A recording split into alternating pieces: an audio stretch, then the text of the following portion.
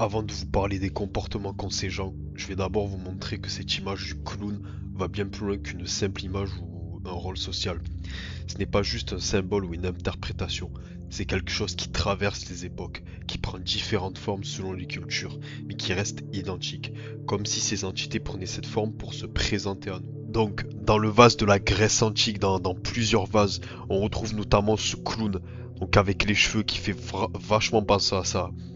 On a aussi dans les monnaies grecques, surtout celui-là, hein, ça fait vachement penser à un bouffon. On a aussi ça qui vient aussi de la Grèce antique. Ça fait vachement penser au Baphomet, avec le placement des mains, tout ça. On a tout le folklore.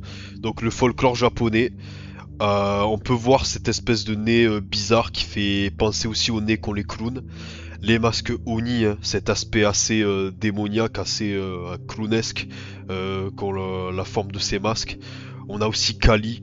Donc Kali c'est dans l'hindouisme et vous pouvez voir qu'elle tire la langue. Et ça, je sais pas si vous avez remarqué, mais ils tirent tous la langue. Vous allez le voir, c'est quelque chose qu'on retrouve tout le temps. On a les Yaoguai, donc folklore chinois. Là aussi, là vous pouvez voir la langue qui pend. On a aussi le calendrier Maya, là aussi la langue qui sort. On a les masques tribales aussi.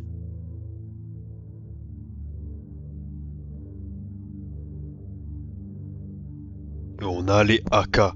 Donc les Haka, vraiment on dirait ils sont possédés. On a aussi la langue qui sort. On peut voir qu'ils se mettent de la peinture sur le visage, donc comme les clowns quand on se maquille pour faire le clown, hein. Et on a le Royal Order of Jester, hein, qui veut carrément dire ordre royal du bouffon, hein. Donc c'est une dérive des Shriners, donc des francs-maçons. Vous pouvez voir à leur gueule là, qu'ils ont l'air très sympathiques, ils ont l'air très voilà quoi, c'est qu'ils ont pas du tout l'air possédés. Donc on peut voir que ces abrutis chez eux ont toute une symbolique autour du bouffon, du clown, qui revient de manière centrale. Cette figure du clown n'est pas anodine, hein. Elle apparaît dans leur code, leur représentation, dans leur emblème. Donc eux ils ne se cachent pas, hein. On les connaît à force, ils parlent avant tout en symbole. Donc ils ont la panoplie bague, bijoux, god, taser, enfin tant qu'ils peuvent représenter leur connerie démoniaque, ils le font, ils le mettent de partout, hein, ils le représenteront. Le bouffon n'est pas une simple affaire de rire. Les sociétés secrètes comme la franc-maçonnerie ont joué un rôle central dans la création du cirque moderne et du visage du clown occidental. Les Shriners faisaient de la publicité pour récolter des dons. Ils ont mis des milliers de personnes dans leur poche grâce à leurs œuvres caritatives et aux dons qu'ils ont fait pour les hôpitaux exonérés d'impôts. Ils s'affichaient comme de grands bienfaiteurs, mais bon, on sait qu'ils utilisaient l'argent pour acheter des esclaves sexuels mineurs. Eux aussi étaient parfaitement au courant. L'esprit qui traverse toutes ces organisations sont démoniaques. Et c'est le livre d'Enoch qui l'explique le mieux. Hein, il nous révèle exactement qui sont ces esprits, hein, avec lesquels ces sociétés travaillent, et surtout comment ils opèrent. Maintenant, écoutez ça. Et maintenant, les géants qui sont produits des esprits de la chair seront appelés esprits mauvais sur la terre. Et sur la terre sera leur demeure. Des esprits mauvais ont procédé de leur corps, parce qu'ils sont nés des hommes et que leur commencement et leur origine première viennent des veilleurs. Ils seront des esprits mauvais sur la terre, et c'est ainsi qu'ils seront appelés. Et les esprits des gens affligent, oppriment, détruisent, attaquent, livrent bataille et œuvrent à la destruction sur la terre, et causent des troubles. Ils ne prennent pas de nourriture, mais néanmoins ils ont faim et soif, et causent des offenses. Donc là, ça reste mon avis et pour beaucoup sur internet, mais je vais faire le lien avec Atman. Donc Atman, c'est la silhouette noire que la plupart des gens voient dans leurs rêves. On la voit à un moment très précis dans notre vie, surtout quand on stresse. C'est une entité qui fait du louche. Moi, quand je l'ai vue, c'était pendant une période de ma vie, pas forcément la pire, mais où je stressais énormément, hein, vraiment mentalement. Donc je me souviens que d'ailleurs ce rêve était très bizarre, hein. Je l'ai vécu dans un état, vous savez, c'est entre la réalité et le rêve. Je l'ai vu directement dans ma chambre, la lumière était allumée alors qu'en vrai elle est éteinte. Et il était juste là devant moi en fait. Bon, c'était très étrange, j'avais 15-16 ans à l'époque. Je vais faire le lien avec les chamans asiatiques. Vous savez, on a retrouvé des crânes avec une forme particulière, le crâne long. Moi je pense que ce sont les Néphilim en fait, hein. Pourquoi ils portaient un chapeau? Tout simplement pour cacher ça. On peut voir qu'ils le portaient et c'était pas n'importe lequel, c'était surtout celui qui est haut. En fait, ils ont toujours un truc haut sur la tête, mais c'est surtout ce chapeau qu'on retrouve partout. C'est marrant parce que dans l'ère industrielle, le chapeau n'était pas juste un accessoire, c'était presque une carte d'identité sociale. Le chapeau haut de forme représentait l'élite, la royauté, la richesse, la divinité aussi, hein. Enfin bon, bref, vous voyez quel genre de classe c'est du coup. Il y avait ensuite le chapeau melon et qui étaient les employés et le reste, enfin les bérets, enfin tous les PNJ. Mais voilà. Il y a aussi dans Red Dead Redemption, vous vous rappelez de Strangeman? Il représente carrément le diable dans le jeu. Il porte ce fameux chapeau long aussi. Et puis on a nos amis, hein. On peut voir surtout eux aussi qu'ils ont ce fameux chapeau. Voilà, donc en général c'est un chapeau assez étrange et long aussi. Les chamans font vraiment des choses bizarres, hein. Ils dansent avec des couteaux, ils font des mouvements, on dirait qu'ils sont possédés. Ils font des offrandes de viande. Et vous savez, à la toute fin du rituel, c'est la possession. Et si ça ne fonctionne pas, c'est considéré comme un échec. Donc on peut voir, pour devenir Moudang, de nombreux Moudang rapportent d'ailleurs n'avoir jamais voulu embrasser cette profession. Ils ont souvent résisté à l'appel à cause de la désapprobation sociale forte qu'ils subissent. Le Mousok enseigne que ce sont les divinités qui décident si une personne doit devenir Moudang. Elle la force par le malheur, la maladie ou la folie pour l'inciter à accepter cette voie. Beaucoup de Moudang ont raconté avoir souffert de paralysie partielle, d'hallucinations ou avoir ressenti une compulsion irrésistible à se rendre dans un sanctuaire ou dans une montagne sacrée. Ils décrivent aussi des rencontres avec des esprits, parfois en errant dans la nature ou à travers des rêves et des visions qui leur révèlent quelle divinité ils sont censés servir. Une fois que la personne accepte l'appel des dieux, elle doit trouver un Moudang reconnu pour la former et devient alors son apprenti. Les apprentis sont généralement âgés de plus de 18 ans, même s'il existe des exemples d'enfants. Donc des exemples d'enfants. Donc on peut voir qu'ils sont terrorisés, plongés dans un état de peur extrême. Ils sont tellement possédés, hein, qu'ils en viennent à croire qu'ils doivent s'ouvrir à ces démons, sans avoir le choix. Et c'est comme ça qu'ils deviennent chamans. Ils disent que les démons sont maléfiques et insouciants, et qu'il faut les apaiser avec des offrandes. Pourtant, ils continuent de les vénérer et de les considérer comme bons. On retrouve ce syndrome de Stockholm qui revient toujours. Et surtout, ces masques-là, vous les voyez aussi dans les soirées et les fêtes organisées par les Rothschild. On y retrouve exactement le principe du clown, voilà, faire le pitre, faire des choses qui mettent mal à l'aise. Ces masques, c'est des trucs qui ont aucun rapport, c'est fait exprès pour jouer le bouffon. Notamment dans le film Eyes Wide Shut. On retrouve aussi ces masques très clownesques. Je vous le dis, c'est la façon dont ces entités se présentent et la manière dont faut les worshipper de faire ça, d'accord? Donc voilà, hein, donc pour cette première partie, ce qu'on peut voir c'est que le clown c'est vraiment un rituel d'humiliation, c'est-à-dire que tu dois te maquiller, agir comme un animal, tu dois leur faire des offrandes, tu tires la langue, c'est vraiment, faut que tu fasses ça pour ces entités-là, hein. Vous voyez que les origines du clown vont bien plus loin que ce qu'on voit aujourd'hui.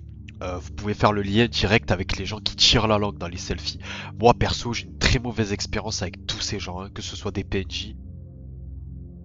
Tirer la langue, c'est quelque chose de bizarre. Ça rend très con, c'est sexuel, c'est intimidé, c'est défier, c'est une manière de faire le pitre, le con, enfin, vous voyez quoi. Et on en vient du coup à cette énergie de troll, au rage baiting, que ce soit sur internet ou dans la vraie vie. Il y a un lien direct avec ces choses-là, hein. Leur maquillage, surtout autour des yeux, qui reprend la forme reptilienne, cette forme en diamant au-dessus et en dessous de l'œil. C'est des entités qui cherchent à te stresser, à te faire sortir toutes tes énergies négatives. C'est exactement le but des archontes, te faire sortir de toi-même, et c'est leur plus grande arme. Tu as beau éviter beaucoup de choses, le plus difficile reste de faire face à quelqu'un qui essaye de te faire sortir de tes gonds. C'est ça le vrai challenge dans la quête du développement de soi et de l'esprit, d'accord? Il y a des gens ou même des côtes qui provoquent volontairement. Leur but c'est clairement de faire réagir, de mettre les gens en colère, de le faire sortir de leur gond. Tu vois, ces commentaires qui sont juste là pour foutre la merde, pour déclencher une réaction émotionnelle, c'est ça. C'est exactement ça, c'est le rage baiting. Dire ou faire des choses exprès pour énerver quelqu'un, le pousser à le faire réagir.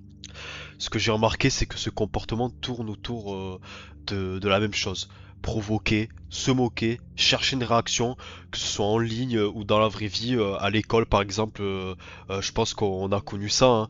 Les gens qui te provoquent de manière subtile, qui disent des trucs qui en surface ont l'air anodins, mais toi tu sais très bien qu'ils se foutent de toi, c'est du passif-agressif, et c'est sûrement le pire, ils jouent là-dessus pour que personne ne remarque, mais ils cherchent quand même à t'atteindre. Et puis il y a la moquerie, hein. Se moquer de ton apparence, de ta façon de rire, de comment tu t'habilles. T'es juste en train de passer un bon moment et d'un coup quelqu'un lâche une remarque et ça casse direct le mood. Ou même des petites phrases. Au lieu de dire quelque chose de normal, ils vont le tourner d'une manière pour te rabaisser.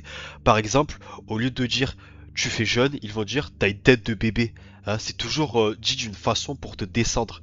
Ce qui est frappant, c'est que ces personnes ont souvent une énergie de clown. Du coup, toujours provocatrice, toujours en train de chercher à perturber, à créer le chaos, à casser la tranquillité des autres.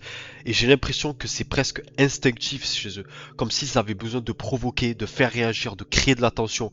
Même dans les blagues ou les pranks, pas les trucs innocents, hein, c'est ceux qui te mettent mal à l'aise ou qui t'humilient. Et ça, c'est pas drôle, c'est juste con. Au final, le point important, c'est ça. Quand quelqu'un agit d'une manière qui cherche à provoquer une réaction chez toi, à t'énerver, à te mettre mal à l'aise, à te faire douter, c'est un énorme signal d'alerte. Même dans les relations, rendre l'autre jaloux, le tester, le provoquer, ça c'est des signaux pour te barrer. Faut apprendre à reconnaître cette énergie-là, hein. L'énergie de troll, de moquerie. Et surtout, faut s'en éloigner parce que ces gens, conscients ou non, ils te tirent vers le bas. Ils cassent ton énergie, ton humeur et ta paix. Donc si tu sens que quelqu'un est comme ça avec toi, qu'il cherche toujours à te piquer, à te rabaisser, à te faire réagir, peu importe qui c'est, le mieux que tu puisses faire, c'est prendre de la distance. Et dans toutes ces cultures, hein, ces choses qui rend les gens vraiment débiles, par exemple dans l'UFC, des mecs s'affrontent dans un octogone. Tu y réfléchis vraiment, tu te rends compte qu'il y a un truc, qui a un problème. Après, c'est dans tout, hein. Alors, je critique pas le sport en lui-même. Attention, moi-même, je fais de la boxe, je suis fan des sports de combat. Le vrai problème, c'est pas le sport, c'est la façon dont les gens l'utilisent et surtout l'excès. Peu importe ce que tu fais dans la vie, dès que tu en abuses, même si c'est une bonne chose au départ, ça devient toxique. Les archontes le savent très bien, ils t'attirent vers ces choses en te faisant croire que c'est positif, que c'est bien, que c'est même noble. Fais trop de sport, tu te blesses, bois trop d'eau, tu peux en mourir. Peu importe le domaine, l'excès finit toujours par créer des problèmes graves pour le corps ou pour l'esprit. C'est exactement pareil avec internet et la consommation. Tu regardes des vidéos drôles, 2 minutes, et sans t'en rendre compte, tu vas passer 6 heures à scroller. Ça te draine complètement. Moi-même, je veux faire un montage, je tombe sur un short et je veux faire spirer direct. Je me dis putain, il faut arrêter. C'est dingue à quel point c'est démoniaque, hein. Même quand tu as pas envie, ça t'accroche inconsciemment. Et c'est là qu'on voit aussi le lien avec l'UFC. Dans les pays civilisés, 50% des gens consomment ce truc. Les gens jubilent quand ils voient deux combattants se faire mal. Ce n'est pas vraiment pour le sport, c'est pour la violence. Quand tu payes ta place, tu t'attends à ce que les mecs se défoncent. C'est les colisées modernes et ça marche parfaitement pour récolter du louche. On peut voir que les gens jouent à ce jeu, hein. Ah regardez, l'autre il s'est fait défoncer. Ah ah ah ah ah. Max Holloway s'est déjà fait éteindre. Il a tweeté, ouais, je suis de retour, le 11 est retour de Max. Notamment dans les conférences, là le niveau de louche qui se passe, vous vous en rendez pas compte en fait. Frickin' your little tribe, they give you some smoke signals for you? Clairement sur le crâne de Connor. En fait là, personne ne se rend compte de ce qu'on a.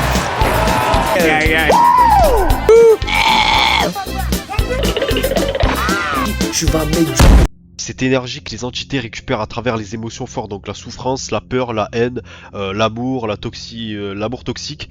Les combats les plus regardés sont toujours ceux où les mecs se sont vraiment fracassés, où ils se sont embrouillés, ou voilà, que ce soit du vrai ou de l'acting, le public en redemande. Et c'est le même principe partout. Regarde les youtubeurs qui font des réactions, les chaînes comme La Menace, Ibra TV, enfin et plein d'autres, hein. Alors par exemple, eux ils ne sont pas stupides, ils savent exactement ce qui marche, qu'ils le fassent pour l'argent ou pour provoquer. Ils jouent le rôle de clown qui anime le cirque. L'algorithme de YouTube te pousse d'ailleurs à faire la même chose. Toujours plus de provoques, toujours plus de réactions fortes. Et ce système est partout. UFC, boulot, école, vie quotidienne, on te teste constamment pour générer du louche, pour te faire péter un câble. Parce que ces entités règnent ici. Quand tu t'exposes trop, tu oublies ton esprit. Tu perds ton côté divin. Tu te fais absorber par la matière et tu retombes dans le métro boulot dodo quoi. Moi, dès que j'ai replongé dans les recherches, par exemple de travail, d'appart, tout ce qui est trop matériel, je l'ai senti tout de suite. Je commençais à oublier tout ce qui est sorti astral. Je commençais à oublier mes rêves. D'habitude je m'en rappelais tout le temps. J'oubliais là tout ce côté spirituel. C'est exactement ce que Yeshua mettait en garde dans ses prières cachées. Tout ce système te force à faire des choses démoniaques. Tu te dis c'est le seul moyen de réussir, de faire des vues, de gagner de l'argent. Même les combattants qui veulent pas jouer à ça sont obligés, soit pour la thune, soit à cause de la pression publique, et aussi à cause du fait qu'en face d'eux, ce sont des clowns qui les poussent à péter un câble. Regarde simplement les voitures. Le matériel nous monte les uns contre les autres. Dès que quelqu'un conduit mal, la haine sort immédiatement. Les gens deviennent hystériques au volant et appellent ça avoir du caractère. Mais en réalité, c'est le côté animal qui prend le dessus. C'est pour ça qu'il faut se détacher un maximum. Ne pas devenir rigide au extrême, mais comprendre le piège. On est tous poussés dans une course à l'argent. Cette fameuse réussite qu'on nous vend partout dans ce monde. On te fait croire que tout tourne autour de ça. Si t'as l'argent, tu peux tout faire, t'as plus de problème. Quelque part c'est vrai, hein, mais le problème c'est que cette course te tire trop vers le matériel. Elle t'absorbe, elle te pousse toujours plus loin sans jamais vraiment s'arrêter. L'objectif n'est pas d'être riche, vous savez, c'est de gagner assez d'argent tout en protégeant son esprit sans le travestir. Si t'habites dans un endroit de merde, avec des gens ou une situation pourrie, forcément t'as envie de t'en sortir, de trouver autre chose. Aujourd'hui, même trouver un appart, un simple studio, c'est devenu compliqué. Hein, ça te pousse à faire des recherches profondes, à te casser le crâne. Donc tu te dis, si je veux être tranquille, si je veux être en paix, il faut que j'habite dans un endroit mieux. Mais là aussi, il y a un problème, ça demande de l'argent. Donc même pour avoir cette paix mentale, t'es obligé de courir après les choses matérielles. Je dis pas qu'il faut rien faire ou qu'il faut pas gagner d'argent. Moi j'étais prêt à monter de grosses sociétés et à courir après beaucoup d'argent. Mais quand j'ai vraiment compris ce qui se passait autour de nous, j'ai changé d'avis. Je préfère largement une vie calme, sans notoriété, sans extravagance, parce que même si tu es éveillé, dès que tu rentres trop dans ce jeu, tu t'imprègnes de toutes ces énergies basses et tu perds ta spiritualité. L'oubli est une vraie technologie et une stratégie des archontes. N'oublie pas, le but c'est d'avoir une vibration haute et d'être le plus simple possible. Si tu es trop imprégné par le côté matériel, tu deviens impulsif avec les gens. Ton avis sur les autres partira toujours d'un aspect négatif aussi. Si tu as vécu dans un endroit difficile et que tu vois quelqu'un agir bizarrement dans la rue, tu vas directement te dire faut que je fasse gaffe, c'est qui ce mec? Et que tu actives ton côté animal, ton côté humain. Mais si ton énergie est vraiment haute et que tu es en paix avec toi-même, vraiment, tu n'auras pas cette appréhension. Attention, je dis pas qu'il faut se laisser faire ou être naïf, mais ton approche sera différente et surtout mentalement tu seras apaisé. Et c'est ça le plus important. Parce que même si tu es éveillé, je vous le dis, tu rentres trop dans ce jeu. Dès que tu rentres trop dans ce jeu, tu t'imprègnes de toutes ces énergies basses, tu perds tout. C'est... Attention, hein. Vous vous rappelez de cette creepypasta sur la Game Boy Camera où vous voyez des visages avec le fameux qui essaye de fuir. Là aussi, hein, on peut voir déjà la putain d'étoile sur le visage du mec. Mais ceux qui s'en rendent pas compte, qui sont pas très éveillés, ils disent ouais ça fait juste flipper, ils sont cons les développeurs. Moi perso j'y vois vraiment quelque chose de malsain. C'est-à-dire que déjà, d'où c'est drôle ce truc, tu travailles sur un projet chez Nintendo, tu fais un jeu pour les gosses et tu t'es dit oh tiens on va faire ça, c'est trop drôle. Bon, vous vous rappelez tous aussi de cette musique très malaisante.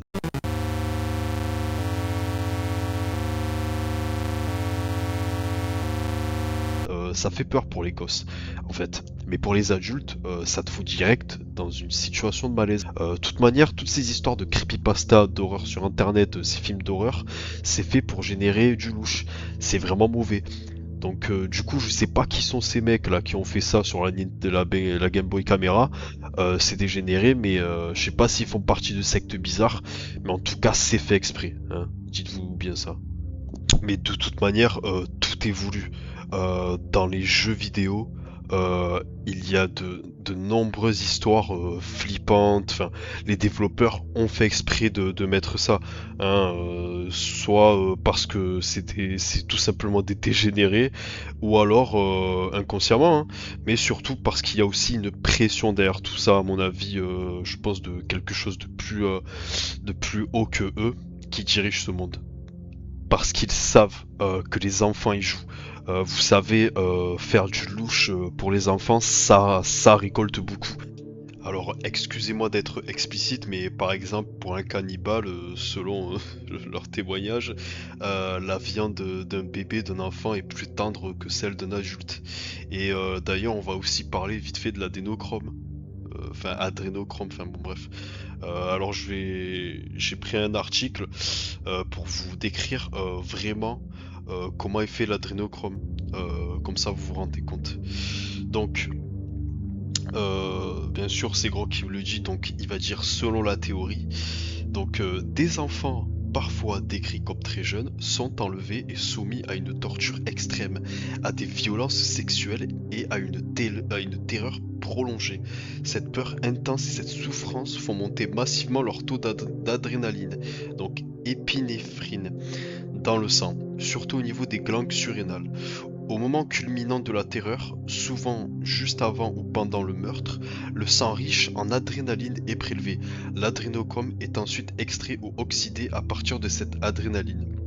Selon les versions les plus extrêmes, ce processus doit se faire sur un enfant encore vivant ou dans des conditions très spécifiques pour que la substance conserve ses prétendues propriétés, effets hallucinogènes, puissants, élixir de jeunesse, drogue de longévité, etc. Donc, bon, déjà, si vous allez dormir, bonne nuit, mais voilà, hein, on peut retrouver que le louche, c'est réel. Les gens en parlent à la télé, enfin, vous savez, les PNJ. Oh putain, t'as entendu parler de ça? À ce qui paraît, le fils de Delon, il en prend tout ça, mais c'est ça, c'est réel tout ça, voilà.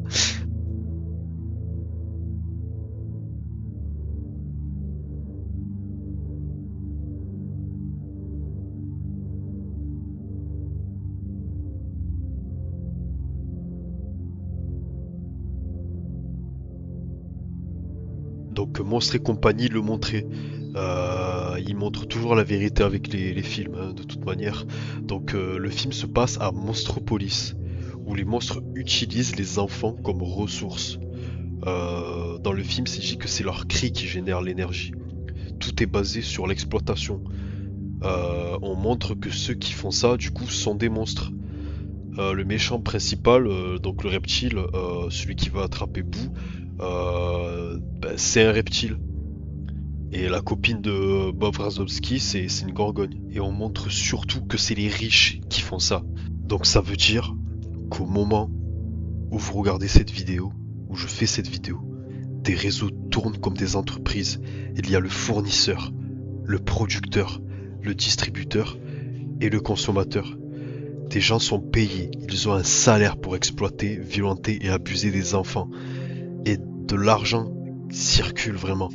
Toute une économie bâtie sur la souffrance des petits, des bébés. La plupart des parents qui ont perdu leurs enfants et qui ne les retrouvent jamais se retrouvent confrontés à ça. Soit ton gosse est mort, soit il est enfermé dans ses réseaux. Il faut comprendre que le louche est quelque chose auquel on est constamment confronté et qu'il faut apprendre à s'en préserver pour protéger son esprit. Le monde fonctionne sur ce principe. Les situations sont construites pour provoquer des réactions. On vit dans un monde où le gaslighting et la victimisation prennent le dessus.